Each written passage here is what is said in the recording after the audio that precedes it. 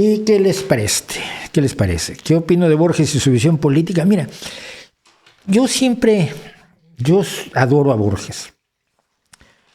Quiero a Borges entrañablemente. Y siempre he pensado que su posición política era una posición enormemente ingenua, de un señor que se veía a sí mismo como un caballero inglés, que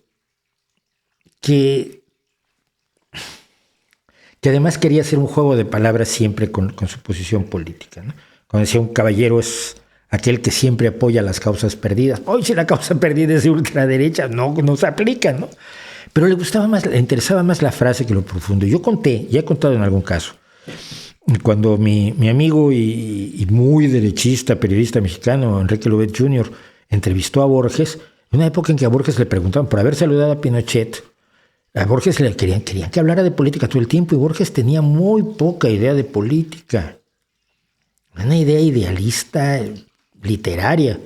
Y cuando llegó con él, Enrique Lobet le dijo, oye, ¿qué le parece que hablemos de literatura? Bueno, Borges era feliz, estuvo 2 horas con Enrique hablando de literatura, porque no quería hablar de política. Yo no creo que deba hablar de política, ni él, ni la mayoría de los escritores, ni la mayoría de los pintores, ni la mayoría de los cantantes, ni los actores de Hollywood, porque si no haces los ridículos que hace Roger Waters.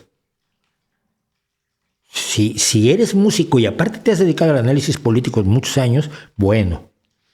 Pero así, porque es lo que se te ocurrió esta semana y como eres famoso, te ponen un micrófono enfrente y puedes soltar cualquier barrabasada que se te ocurre, no creo que sea correcto.